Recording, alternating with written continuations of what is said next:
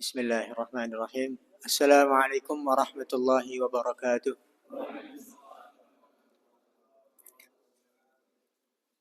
Innal hamdalillah nahmaduhu wa nasta'inuhu wa nastaghfiruh wa na'udzu billahi min shururi anfusina wa sayyiati a'malina. Man yahdihillahu fala mudilla lahu wa man yudlil fala hadiya lahu. Asyhadu an la ilaha illallah wahdahu rabbi la syarika lahu. وأشهد أن محمدا عبده ورسوله وصفيه من خير خلقه وخليله بلغ الرسالة وأدى الأمانة ونصح الأمة وجاهد في الله حق جهاده حتى أتاه اليقين فاللهم صل وسلم وبارك وأنعم وزد على نبينا وحبيبنا ومولانا محمد صلى الله عليه وسلم وعلى آله وأصحابه ومن تبعهم بإحسان إلى يوم الدين. اللهم علمنا ما ينفعنا وانفعنا بما علمتنا وزدنا علما وعملا وفهما ومهابة وجلالا. رب اشرح لي صدري ويسر لي أمري واحلل عقدة من لساني يفقه قولي. فنسأل الله أن يمن علينا بالعلم النافع والعمل الصالح وأن يفقهنا في الدين وأن يفتح لنا فتوح العارفين ونسأل الله أن يرزقنا الإخلاص في الأعمال والأقوال ونسأل الله أن ينصر إخواننا المسلمين المستضعفين في أرض غزة وفلسطين اللهم آمين. قال الله تعالى في القرآن العظيم يرفع الله الذين آمنوا منكم والذين أوتوا العلم درجات. وقال صلى الله عليه وسلم طلب العلم فريضة على كل مسلم ومسلمة ومن يرد الله به خيرا يفقه في الدين. Alhamdulillah jamaah yang dirahmati oleh Allah Subhanahu wa taala. Marilah kita panjatkan puja dan puji syukur kehadirat Allah Subhanahu wa taala, yang mana Allah Subhanahu wa taala masih memberikan kita kenikmatan-kenikmatan sehingga kita bisa berkumpul menunaikan salah satu kewajiban kita, salat jamaah, dan menunaikan salah satu kewajiban kita seorang hamba, seorang muslim, yaitu untuk menuntut ilmu. Karena memang menuntut ilmu itu adalah hukumnya apa Bapak Ibu? Wajib. Wajib. Hadisnya apa? Talabul ilmi faridatun ala kulli muslimin wa muslimah. Maka kita ini sebenarnya adalah manusia-manusia pilihan Allah Subhanahu wa taala.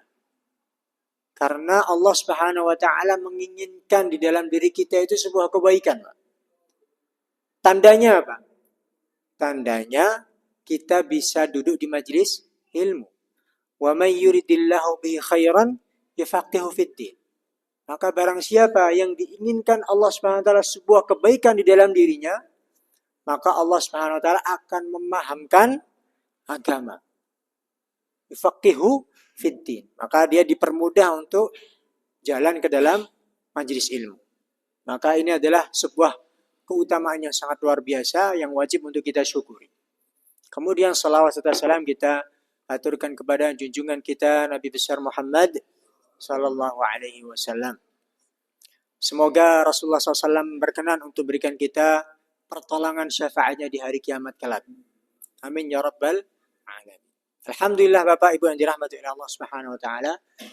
Sebenarnya waktu kali ini adalah waktunya beliau Ustaz Sinten Ustaz Muzayyin, guru kita. Tapi kebetulan beliau sedang berhalangan. Maka kemudian qadarullah ma syaa fa'al, kemudian pengurus menghubungi untuk saya untuk mengisi atau melanjutkan kitab yang sudah kita baca di pertemuan yang lampau. Yaitu kitab apa Bapak Ibu? Riyadhus Shalihin. Nah, alhamdulillah. Kita kemarin di pertemuan sebelumnya, kita sudah membahas tentang hadis yang pertama. Yaitu hadis innamal a'malu binniyat. Sudah kita bahas. Dan memang bab ini adalah bab tentang niat atau keutamaan niat. Maka memang di kitab-kitab hadis para ulama itu seperti kitab Riyadhus Shalihin, kemudian Arba'in Nawawiyah, kemudian kitab Sahih Bukhari, Sahih Muslim, maka beliau-beliau itu mengawali kitabnya dengan innamal a'malu binniyat. Kenapa Pak kemarin Pak? Karena untuk mengingatkan kita para pembaca, mengingatkan kita untuk agar selalu mengawali sebuah kegiatan kita untuk meniatkan untuk Allah Subhanahu wa taala. Sama Pak, kita duduk di sini, maka yang harus kita benahi niat kita. Karena memang niat itu adalah satu masalah yang sangat-sangat tidak bisa diabaikan. Karena kalau niat kita salah, maka otomatis ibadah kita tidak sah, tidak benar. Maka yang harus kita perbaiki sebelum kita ke sana kemari, maka harus perbaiki niat dulu. Maka niat dulu perbaiki. Niat untuk Allah Subhanahu wa taala. Duduk di sini atau duduk di masjid nih, kita meniatkan untuk apa, Pak? Thalabul ilmi. Pertama. Yang kedua, di sana ada wejangan. Ada pesan dari musannif sendiri, dari penulis kitab ini, yaitu Imam Nawawi. Beliau menulis dalam kitabnya yang lain yang berjudul Al-Majmu'. Beliau punya kitab yang bernama Al-Majmu'. Beliau menulis apa? Atau mempunyai satu faedah yang sangat luar biasa. Disunnahkan, kata beliau. Disunnahkan bagi orang yang memasuki masjid. Disunnahkan bagi orang yang memasuki masjid, kemudian berdiam diri di masjid untuk meniatkan apa? Iktikaf. Jadi iktikaf itu bukan hanya di bulan Ramadan, Pak. Tetapi di setiap waktu. Apapun keadaannya. Apapun waktunya. Ketika kita memasuki masjid. Maka disunnahkan untuk meniatkan iktikaf. Jadi kalau kita meniatkan iktikaf, Pak, pahala kita tuh jauh lebih besar daripada ketika kita masuk masjid. Kemudian apa? Masuk begitu saja. Maka kalau kita perhatikan, Pak, di sebagian masjid nih, biasanya di atas nih ada tulisan apa? Biasanya ada ayat Al-Quran, tapi biasanya juga ada ayat apa? Nawaitul i'tikafa lillahi ta'ala. Saya berniat. Jadi di atas itu ditulis, saya berniat untuk melakukan i'tikaf untuk Allah Subhanahu wa taala. Tapi menggunakan bahasa Arab. Itu gunanya apa?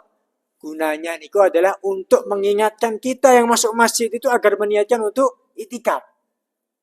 Jadi kalau kita meniatkan i'tikaf, sungguh pahalanya sangat luar biasa besar.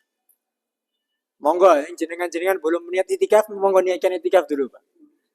Nawaitul i'tikaf lillahi ta'ala. Nah, insyaallah mulai dari sekarang Allah Subhanahu wa taala akan menulis kita duduk di sini adalah duduk yang tidak sia-sia. Dan pahalanya akan sungguh luar biasa. Ini perkara niat. Hadis yang pertama kemarin. Hadis yang kedua. An Ummil Mukminin Ummi Abdillah Aisyah.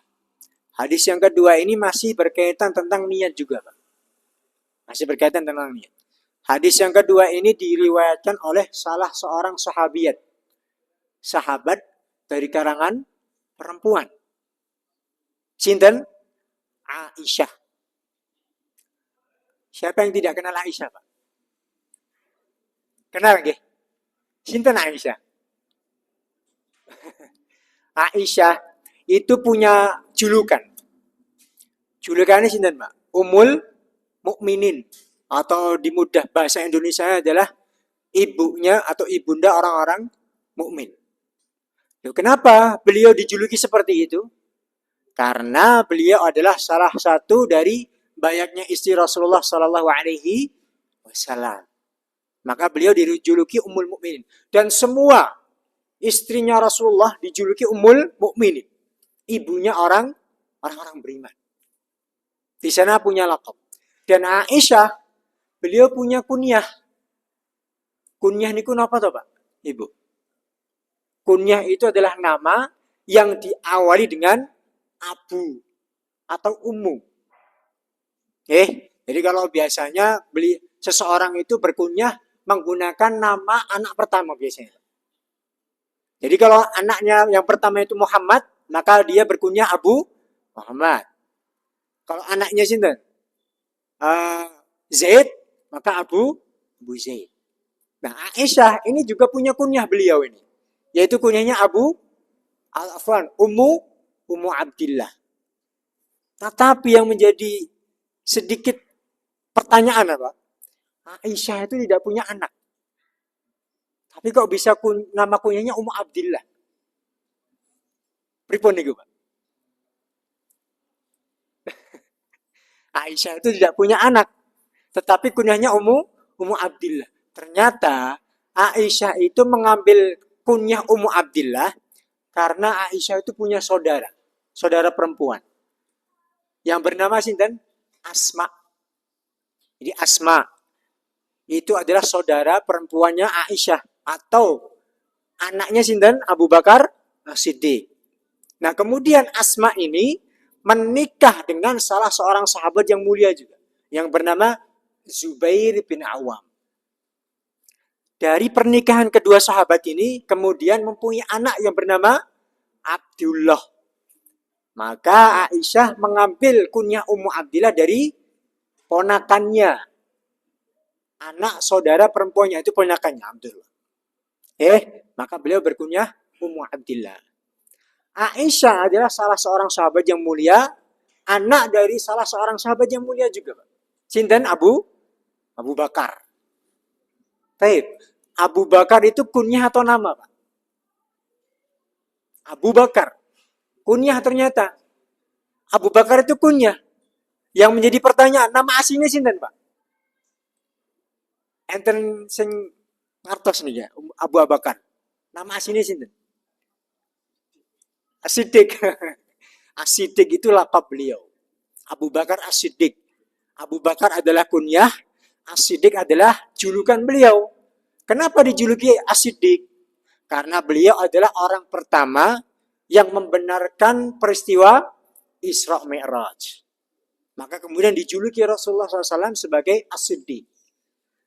Yang menjadi pertanyaan, nama aslinya beliau sinten? Bukan nanti saya ngertos, Pak. Kita masyhurnya atau terkenalkan dengan Abu Bakar. Tapi namanya nggak tahu. Nama aslinya adalah sinten? Abdullah. Jadi Abu Bakar itu namanya sinten? Abdullah. Bapaknya namanya Utsman. Jadi Abdullah bin Utsman.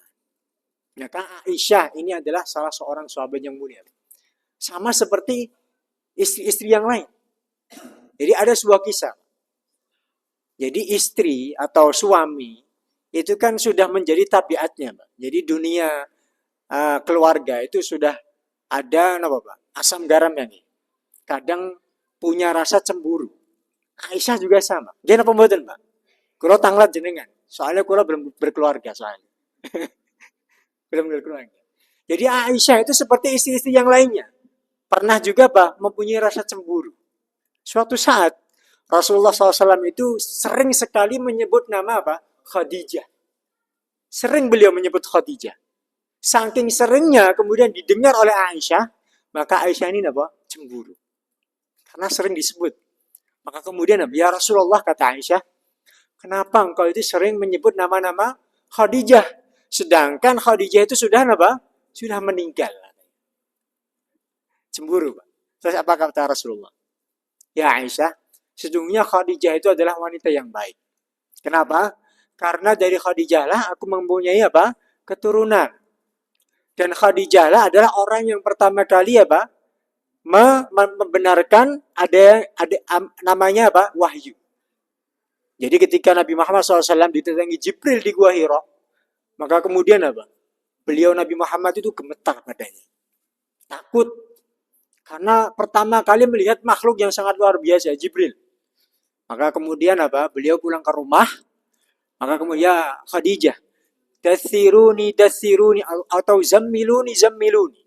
wahai Khadijah, selimuti aku, selimuti aku. Maka kemudian diceritakanlah, baru kemudian apa? Khadijah mengatakan, ya Rasulullah, sesungguhnya kamu orang baik, katanya. Maka insya Allah Allah SWT tidak akan apa? Melalaikanmu. Maka di situ Khadijah. Tapi subhanallah, yang namanya perempuan mempunyai rasa cemburu. Nah, kemudian Pak, salah satu keutamaan Aisyah radhiyallahu taala anha apa? Bahwasanya Nabi Muhammad sallallahu alaihi wasallam itu meninggal dalam pangkuan Aisyah. Dalam pangkuan Aisyah. Subhanallah. Jadi pada saat itu sudah menjadi jatahnya Aisyah di rumahnya. Maka kemudian saat itu Rasulullah SAW sudah apa? Sakitnya sudah parah. Maka kemudian apa? Rasulullah SAW meninggal dalam pangkuan Aisyah. Dan Rasulullah SAW dikuburkan di mana, Pak? Nggih, di kamarnya Aisyah. Jadi sekarang di situ kuburan Nabi itu dulunya kamarnya Aisyah atau rumahnya Aisyah. Karena memang para nabi-nabi itu dikuburkan di mana beliau meninggal. Maka subhanallah. Jadi ketika Nabi Muhammad SAW meninggal di dalam pangkuan Aisyah, kemudian dikuburkan di kamar Aisyah, maka itu sudah menjadi keutamaan yang sangat luar biasa untuk Aisyah. Maka suatu saat Aisyah menziarahi beliau dengan membuka niqabnya. Karena apa? Karena Nabi Muhammad adalah suaminya. Boleh. Sewaktu-waktu gantian, Pak. Bapaknya Abu Bakar As-Siddiq meninggal. Maka kemudian Abu Bakar As-Siddiq dimakamkan di samping beliau. Siapa Abu Bakar? Adalah ayahnya beliau. Maka sama, ketika Aisyah radhiyallahu anha menziarahi kuburan suaminya dan bapaknya, maka beliau membuka niqabnya. Tapi untuk ketiga kalinya, ketika Umar bin Khattab kemudian meninggal dan dikuburkan di samping orang yang dicintainya, yaitu Nabi Muhammad dan Abu Bakar. Kemudian dikuburkan, ada 3 orang itu, Nabi Muhammad, Abu Bakar, dan Umar. Maka ketika itu pula, Aisyah menziarahi mereka dengan menutup niqabnya. Kenapa, Pak? Karena Umar tidak ada hubungan mahram sama sekali.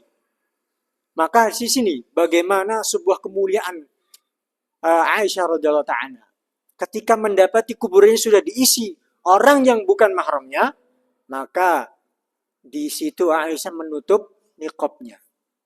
Padahal di situ Aisyah menziarahi sinten? Orang-orang yang sudah meninggal. Tapi di sini adab, Pak. Adab yang tidak bisa kita temukan di zaman sekarang. Nggih napa mboten? Nggih. Sekarang subhanallah zaman itu sudah sangat luar biasa sedemikian rupa. Maka wanita-wanita itu harus mencontoh bagaimana sahabat-sahabat yang dulu. Baik. Maka ini adalah sedikit cerita tentang sinten? Aisyah. Aisyah bintu Abi Bakar. Suatu saat Rasulullah SAW bersabda, Yaghzu Jaisun al-Ka'bah. Ada sebuah pasukan yang kemudian pasukan ini akan datang menuju Ka'bah dan ingin menghancurkan Ka'bah.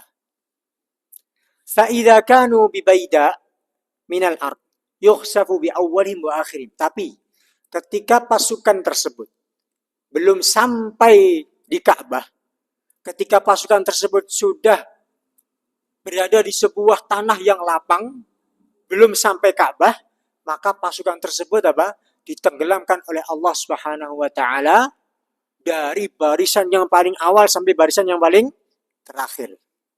Semua ditenggelamkan.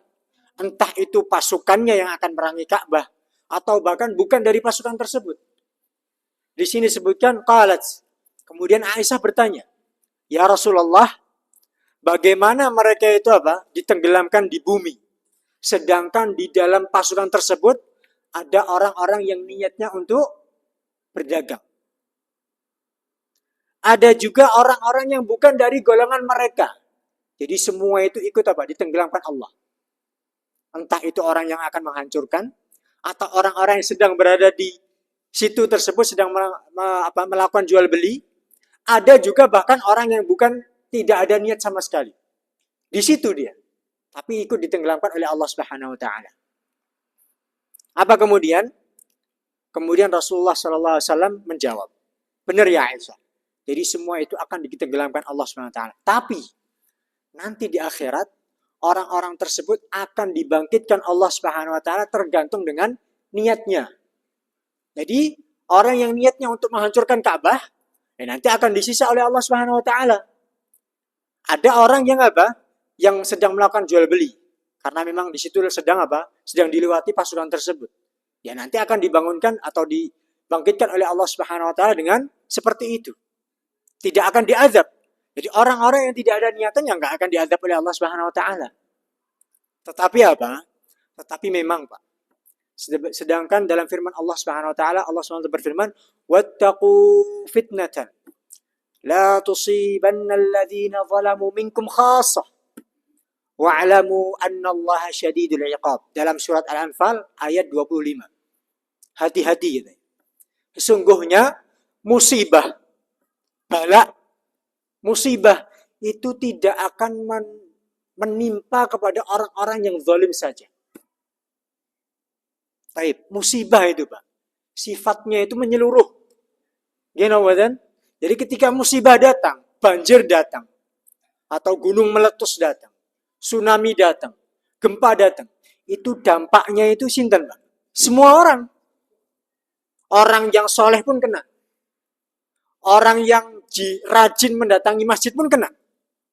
Orang yang suka berbakti kepada kedua orang tua juga kena.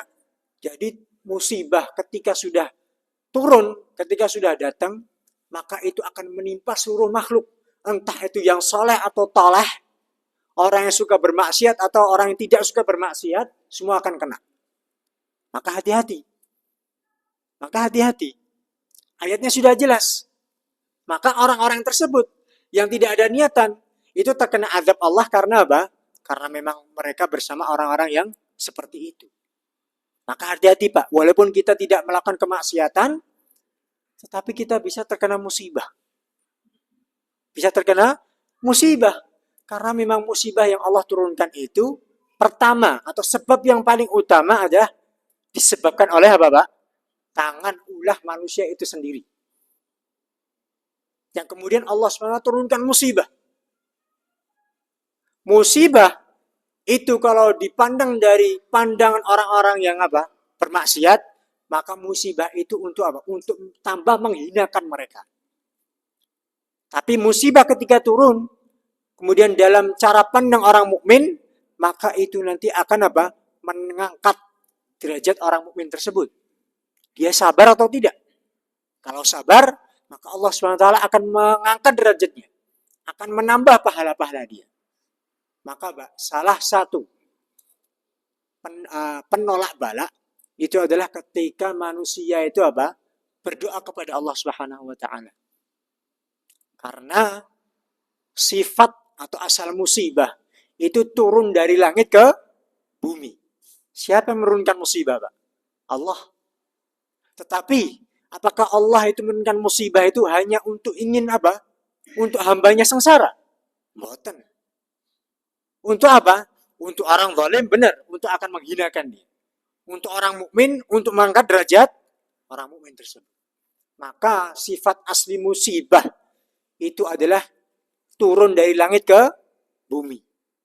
Tapi doa itu sifatnya apa? Dari bumi ke langit. Karena doa itu keluar dari lisan-lisan seorang manusia untuk dilangitkan kepada Allah Subhanahu wa taala. Jadi doa itu asalnya dari bumi untuk menuju ke langit untuk Allah Subhanahu wa taala. Maka salah satu sebab agar musibah itu tidak turun adalah memperbanyak doa. Coba bayangkan Pak, kalau musibah turun dari langit, kemudian manusia itu masih berdoa kepada Allah Subhanahu wa taala. Maka doa ini otomatis akan memerangi musibah. Musibah tidak akan terjadi turun ke bumi Allah Subhanahu wa taala. Maka selama orang-orang itu masih berdoa, maka insya Allah Subhanahu wa taala tidak akan menurunkan yang namanya musibah. Nggih. Cerita ini adalah cerita yang sudah masyhur. Ada sebuah pasukan kemudian ingin menghancurkan Ka'bah. Pasukannya sinten, Pak? Abroha ini. Cerita yang paling masyhur adalah ceritanya Abroha. Yang sudah masyhur dan terkenal, Abraha ini mempunyai pasukan yang sangat luar biasa. Yaitu pasukan apa? Gajah. Dan di dalam tarikh, dalam sejarah itu disebutkan bahwa Abraha itu memulai perjalanannya kemudian menuju Makkah itu dari mana, Pak? Dari Yaman. Dari Yaman. Sedangkan asal Abraha itu bukan dari Yaman, Pak. Asalnya Abraha itu dari Habasyah. Dari Habasyah. Dari Ethiopia. Yang kemudian, kok kenapa beliau sudah sampai Yaman? Dari Himyar. Karena beliau itu diutus oleh pimpinan atau penguasa pada saat itu untuk memerangi yang namanya Himyar namanya. Salah satu kerajaan terlama di Yaman, Himyar. Kemudian diutuslah ke Abraha ke Yaman untuk memerangi. Dan dia berhasil. Kemudian setelah berhasil memerangi, maka Abraha menjadi raja di situ. Menggunakan apa? Gajah-gajah yang sangat luar biasa. Padahal, Pak, kalau kita melihat Yaman, dan alhamdulillah, saya sudah pernah di Yaman. Alhamdulillah saya diberi kenikmatan untuk bisa belajar di Yaman. Yaman itu adalah negara panas, negara kering. Subhanallah, Pak. Negara kering. Cuma pertanyaan kok bisa ada gajah di sana itu loh, Pak. Pripun kok enten gajah atau mereka nih? Tapi memang gajah itu berasal dari Ethiopia memang, Pak. Nggak mungkin gajah itu ada di Yaman. Karena memang subhanallah, saya itu alhamdulillah belajar di sana kurang lebih selama 6 tahun. Sudah tahu Yaman itu seperti apa. Kering kerontang. Hijau itu mungkin ada di sebagian Yaman, ada. Tapi sebagian besar Yaman itu kering kerontang.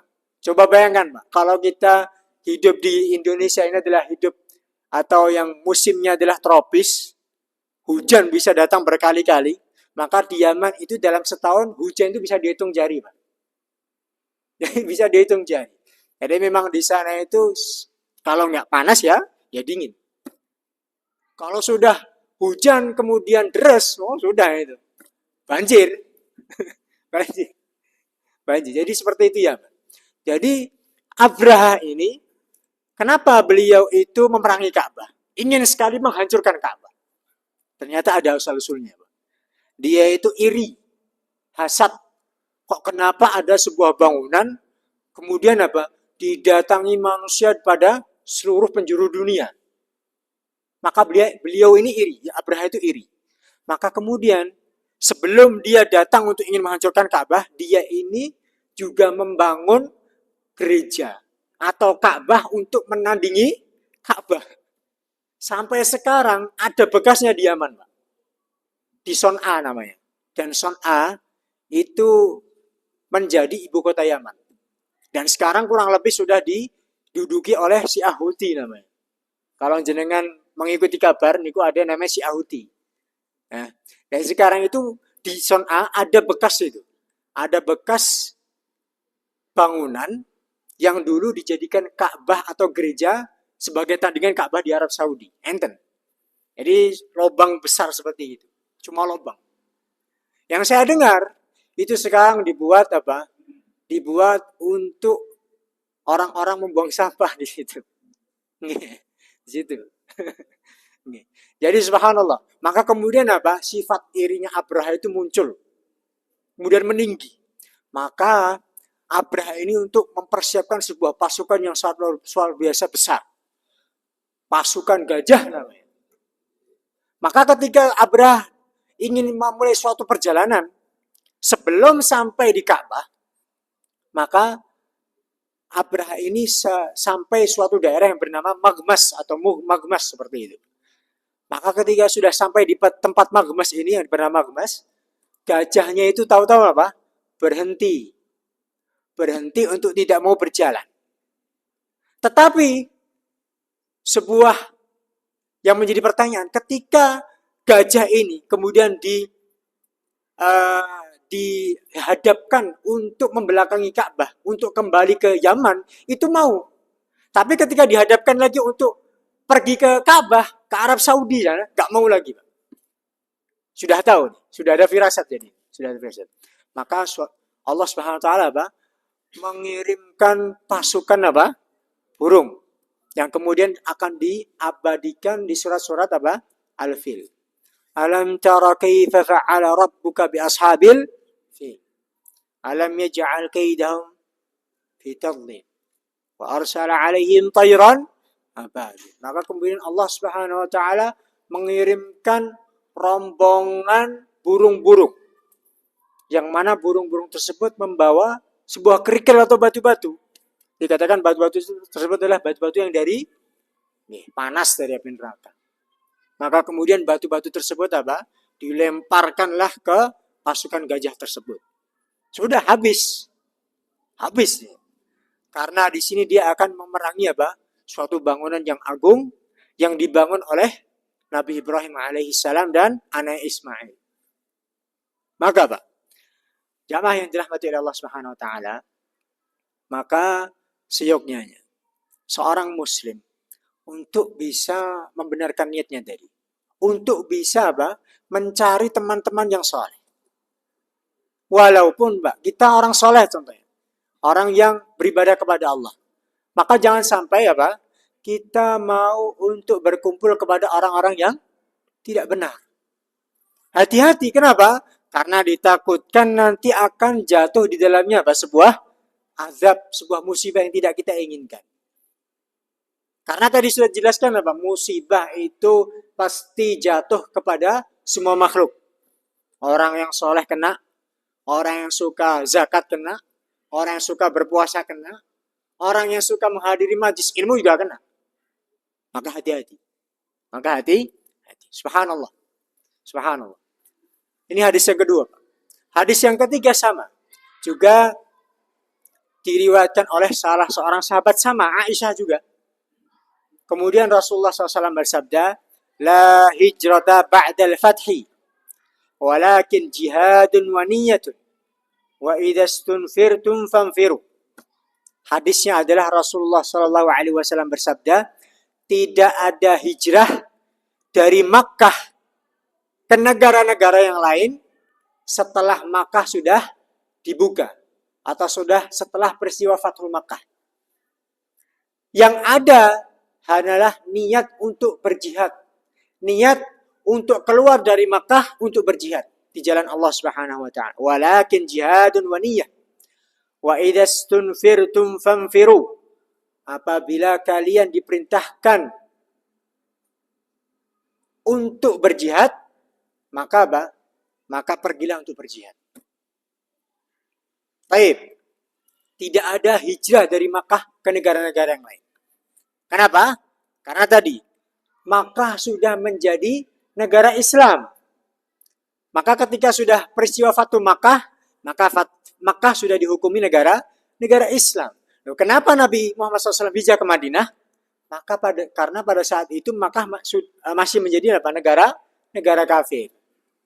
Maka masih dihukumi orang-orang kafir, orang-orang yang tidak menerima dakwah Rasulullah SAW. Maka kenapa Rasulullah dan Allah memerintahkan para sahabat untuk hijrah ke mana? Ke Madinah. Atau hijrah ke mana? Sebelum itu ke Habasyah. Ke Habasyah. Maka ketika sudah Fathul Makkah, maka tidak ada lagi hijrah ke Makkah. Atau tidak lagi hijrah untuk keluar Makkah. Karena sudah menjadi Darul Islam, negara yang Islam. Hadis ini juga menerangkan tentang hukum jihad, Pak. Apa hukum jihad? Hukum jihad atau asal hukum jihad itu adalah fardu kifayah. Bukan fardu ain. Menjadi fardu ain itu ada sebuah kondisi-kondisi tertentu. Salah satunya yang disebutkan Rasulullah. Apa? Fardu ain ketika para pemimpin itu sudah memerintahkan rakyatnya untuk berjihad. Maka jihad tersebut menjadi fardu ain. Contoh lagi, jihad yang hukumnya fardu ain itu ketika musuh-musuh sudah masuk ke dalam negara kita. Contohnya di mana? Di Palestina. Itu jihad di situ hukumnya fardu ain untuk penduduk tersebut. Kenapa? Karena musuh-musuh Israel sudah memasuki atau menduduki negara Palestina, maka penduduk tersebut hukumnya fardu ain untuk berjihad. Tapi pertanyaannya, negara-negara sekitar Palestina, apa hukumnya, Pak? Apa hukumnya? Fardu ain atau fardu kifayah? Asalnya fardu kifayah, tetapi membantu hukumnya wajib. Maka seperti itu.